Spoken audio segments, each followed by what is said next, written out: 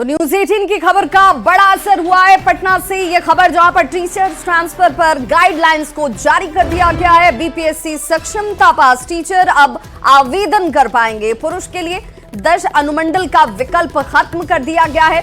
अब अपने आईडी से ई शिक्षा कोष पर जो पुरुष शिक्षक हैं उनकी तरफ से आवेदन किया जाएगा। तारीख जो है 1 दिसंबर से 15 दिसंबर तक कर दी गई है। आप इस दौरान अप्लाई कर पाएंगे। ट्रांसफर के लिए 10 विकल्प मिलेगा। शिक्षकों को 3 विकल्प देना होगा अनिवार्य तौर पर।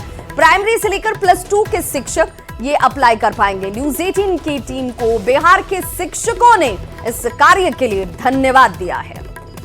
और इस बड़े खबर पर हमारे साथ न्यूज 18 संवाददाता रजनीश जुड़ चुके हैं पटना से। रजनीश, शिक्षकों की मांग को हमेशा से न्यूज 18 प्रमुखता से उठाता रहा है और उसका सार्थक परिणाम भी सामने आता रहा है। उसी कड़ी में एक और बड़ी उपलब्धि से देखा जाएगा।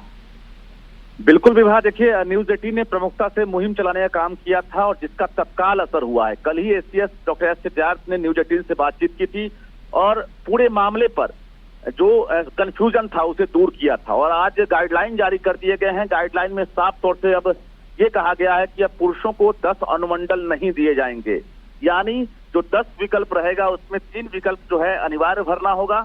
लेकिन जो अनुमंडल है उसे खत्म कर दिया गया है, यानी अब जिला के साथ साथ प्रखंड का शिक्षक चयन करेंगे और उसके बाद पंचायत और नगर निकाय का भी चयन करेंगे। तो ये एक तरह से बड़ी राहत मिली है शिक्षकों को और सभी शिक्षक लगातार न्यूज 18 को धन्यवाद दे रहे हैं, क्योंकि निराशा की जो एक तरह से स्थिति थी, न्यूज 18 पर मुहिम चलाए जाने के बाद सरकार ने स्थगित हुई जो ट्रांसफर पॉलिसी है उसे फिर से एक बार लागू कर दिया है।